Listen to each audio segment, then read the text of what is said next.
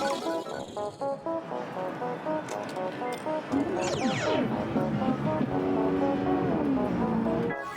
the old days, racing games were all about, turning left and right as quickly as possible and avoiding oil slicks. We probably should show it so it's not stock car racing. It's a little bit different, but I mean, it all boils down to the same thing. You're racing. It's a challenge against yourself. Fast forward to today, can get into a race server with Dale Jr., and I might have that ability to go door to door with them in the real world. We want to be the simulation fun experience. Guys like, man, I've been practicing for a month for this one lap.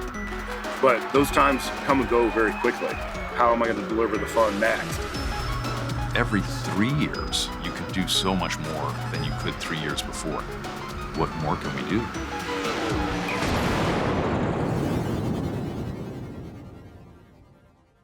So what I love about video games, so there's a lot of things I love about video games. Video games take us everywhere we ever wanted to go. It's escapism, it gives you a sense of competition and achievement. Bill Elliott's NASCAR Challenge, I couldn't find a better hobby at the time as a kid. Pole position, hard driving, Daytona USA. Living out a real-world race car driver. That's what I want to do. You got to the point where you really started believing. That was really the kind of most magical moment for me. I can remember my dad specifically being angry at me that I was spending too much time fooling around with these video games that I needed to get my butt out in the shop and work on the real cars. Thank goodness he was wrong.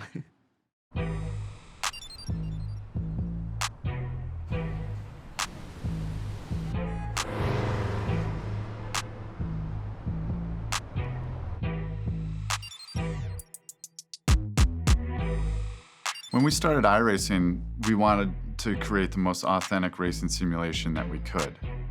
You go back into 2003 and 2004 when we're talking about starting this company, we weren't starting from scratch in a lot of the systems that we used.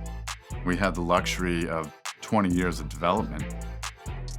I've been with iRacing since the beginning. It was a small group of us, pretty much that core group going back to that day. Also worked together previously at a company called Papyrus Racing Games.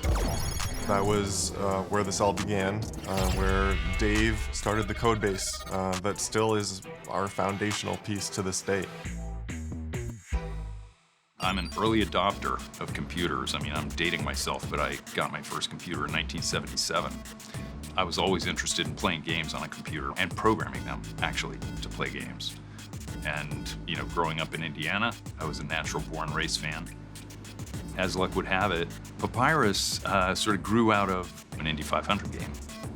It was the first game that we did. It's ridiculously primitive, but at the time, in 1987, there really weren't any oval racing games at all.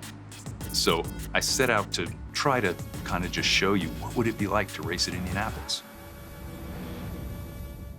Saw a tiny ad in the newspaper, game programmer wanted. That's how I joined Papyrus.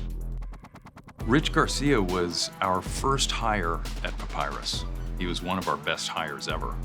After the IndyCar game was done, it was successful, we were wondering what should we follow up with? And we were kind of looking around to different races and sports, and one of them that stood out was NASCAR.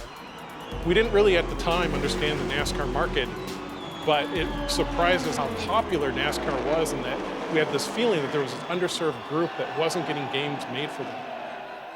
That was really the origin of NASCAR Race in 1994. The original Papyrus NASCAR game, this sold more than 1 million units in '94 and really kind of put us on the map. When I heard that Papyrus was going to release a NASCAR game for PC, I think I was 15 years old. I had the old Thrustmaster wheel, like the original Thrustmaster, and I'm in my house. I remember that feeling. I'm putting my computer on a desk and I'm putting the wheel. This can't happen fast enough. Like, I can't get it together quick enough because this is gonna be the craziest thing I've ever seen in my life. And it was. God, it was amazing.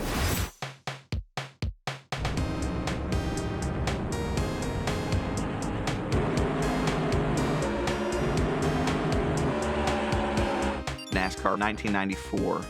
That changed my life. I was only 9 or 10 years old. And I would stay up nights till 2 or 3 in the morning and running it. And I just thought it was the coolest thing ever. That was my first opportunity where I could run laps around Darlington. I could run laps around Atlanta. I learned so many different moves and the basics of racing as a driver off of that. I owe a lot of my success in motorsports to that video game getting me started.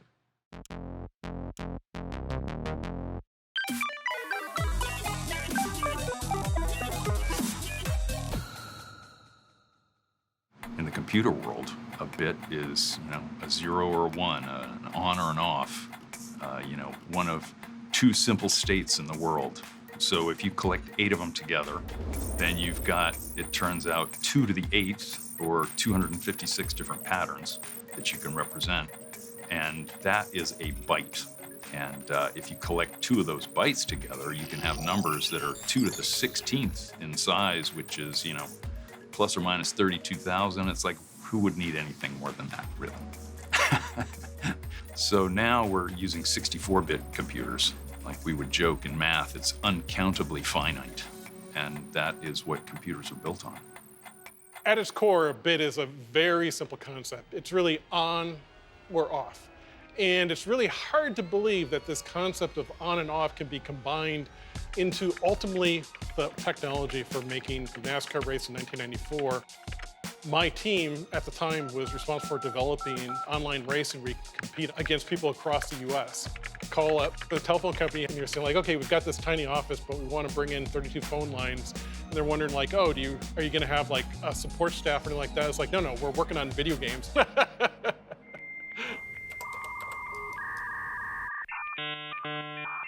You had to call to Massachusetts, not collect. And I'm living with my brother. I'm calling on this modem to log into the servers and I'm racing and I'm like, that's a real person in front of me. I couldn't wrap my brain around this. How's this possible? But this is great, I'm doing it. And the bill for the first month was $400. Our phone bill was like $20, right? And now it's $400. And my brother's like, what in the hell is this? I'm like, man, I've been racing online and it probably played a role in me getting fired from my job, but it filled some void. I don't know what that void was, but I couldn't get enough. It was all I wanted to do all day long. The computer game industry is very difficult to make a simulation because there's so much pressure to just say, oh, make it accessible, make it fun. Back in, the 80s and 90s in PC gaming, there were some real technical hurdles to overcome because every computer had a different sound card, a different video card, different types of monitors. Console, drop a disc in, put a cartridge in, you're off and running. So when EA Sports came to NASCAR, it was a big deal.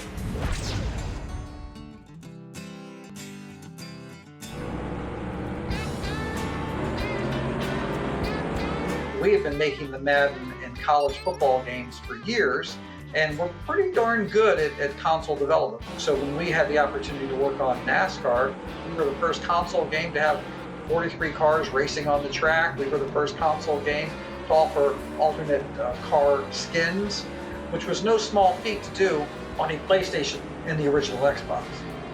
We just turned up the dial on realism because after all, that's what EA Sports is all about. If it's in the game, it's in the game. EA wants to be in our sport. All of us took a lot of pride in that. It made us all feel like superstars. EA Sports, it's in the game. Papyrus were the masters of NASCAR, but when they told us that EA was also entering the NASCAR space, that was the most terrifying call I had. The guys that did it before, obviously they made great games and they showed EA that there was a business to be had there. But EA always comes into a market to innovate and change the landscape of the market itself. What was special about NASCAR was all of the teams and the drivers were very much into it. We run with a fast crowd, paint traders. You often don't get that hands-on with the folks that are in the game. You know, we've got a lot of football players in Madden. We don't go get hands-on with those football players. But frankly, it was a great partnership across the board. NASCAR, EA Sports, and the teams and drivers. And I think it yielded a great product. This makes me feel like it's my game. It is, You know what I mean? One of the biggest decisions I made at EA was we had Dale Jr. as a cover guy. There are drivers and then there's Dale Jr. And that's just the plain truth. So when we had the EA Sports 500 at Talladega, we would always have contests where fans could play throughout the weekend, and the best fans got to race against Dale Jr. One of the guys that I raced at Talladega was Derek Wood, who I would become friends with in the iRacing world. I got the game like as soon as I possibly could and started practicing at home. So I won this competition amongst all the fans. I was super nervous. The controller was like shaking in my hands or whatever, but I just kept focusing on that screen and beat him to win the 10,000, which was a dream come true. When Derek beat me, that made me realize like people were going to be dedicating a lot of their time to doing this and doing it well. I think me and Derek, we're pretty competitive. Yeah. And we know how to race without spinning each other out. So. The whole sport had a ton of growth back then, and EA Sports was a big part of that. I mean, it just blows my mind to think about where this all was 20 years ago and where we are today, where we have like, the graphics are so real, sometimes you can't tell the difference between video game footage and the real thing.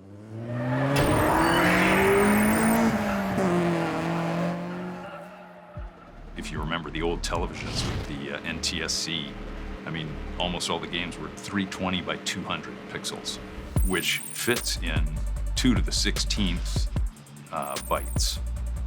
So it was a sort of a natural video mode, 320 by 200. Generally, you could get 16 colors, so there were 4 bits per pixel. And some modes even allowed 256 colors. Now, they've gotten to the point where the colors are stored as floating point numbers, and there will be a red, green, blue, usually an alpha channel. So there's just vast increase in the number of colors, and then the resolutions now are, 4K by 4K or even more. I feel old. I mean, it's astonishing, really. I know the iRacing guys used to be the Papyrus guys, so they're royalty in my eyes. So I would try to help them with information and data and horsepower and drag and all the things, trying to help that simulation be as good as it can be, because I'm just a selfish customer that wants it to be fun and great. I remember one time where we kind of got him into some hot water, I think, because we needed to get access to a Chevy when the COT came out. And so he said, great, yeah, I'll get one to my shop.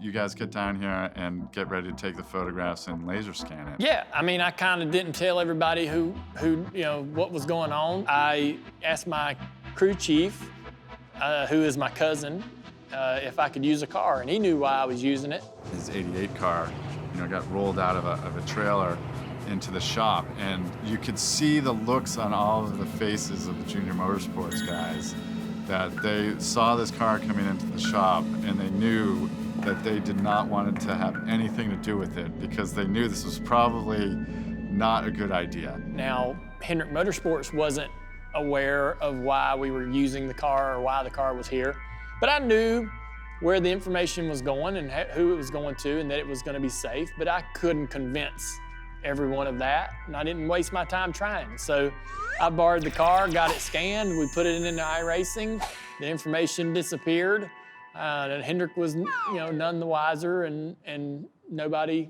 got in trouble, at least till now.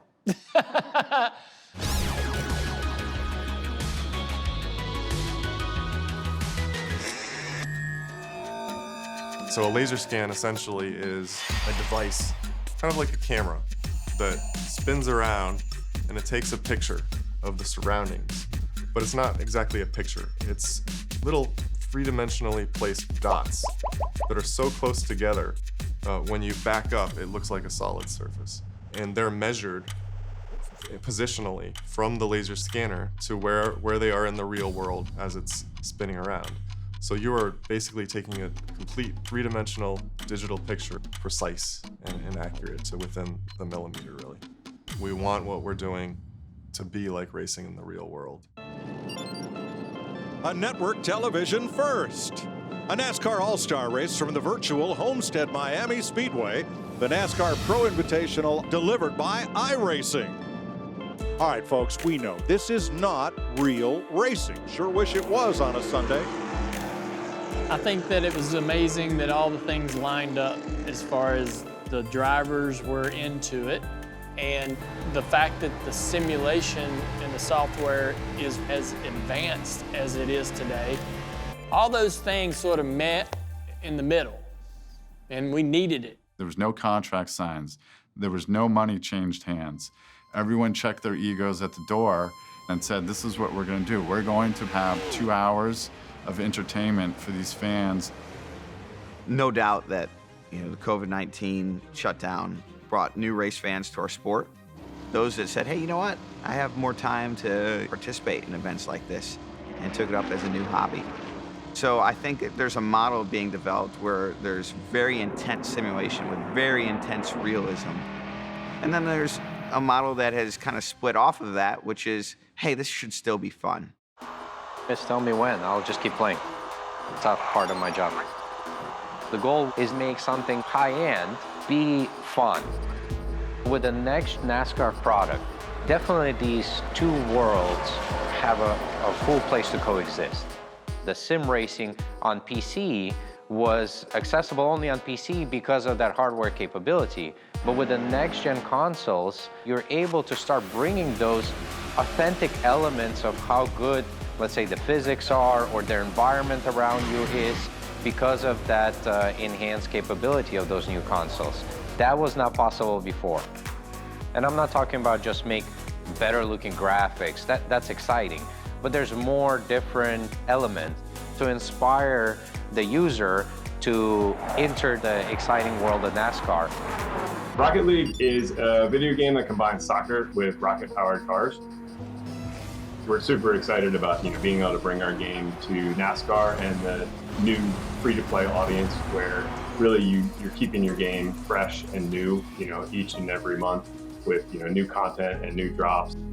Not just creating a game once every year and releasing it, but instead having these beats throughout the NASCAR season.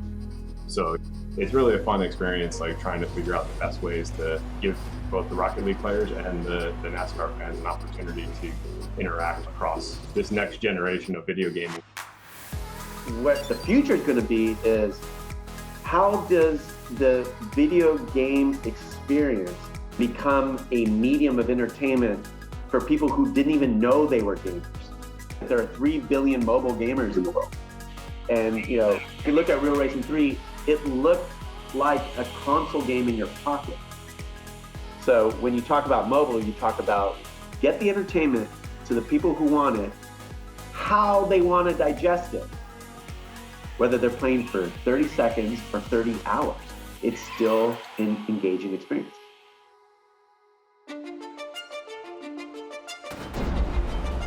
I've seen the whole thing, from having to go to the arcade to play, to having it in your home. And here I am, 46 years old, and as geeked out about going and getting on my sim rig and racing all night till 2 in the morning as I was when I first set that PC up for Papyrus Racing. Some things you love, and that love fades. You find something else. The hobbies, they come and go. But for whatever reason, man, this one has got its hooks in me. Every time I do a game, I'm interested in making the most realistic game possible, but I still have not made a game that really captures everything that's there. And that's one of the things that really gets me excited about the future, because I know how much further we have to go. There's no end. The computer that took men to the moon, I think they had 4K of RAM in it. And now you can fit almost an entire library on a chip the size of your thumbnail. I mean, that's how it keeps my interest. There's always new stuff to learn. And, we're getting to a point where racing games look like a real race broadcast, so what more can we do? I don't know. We'll figure out something.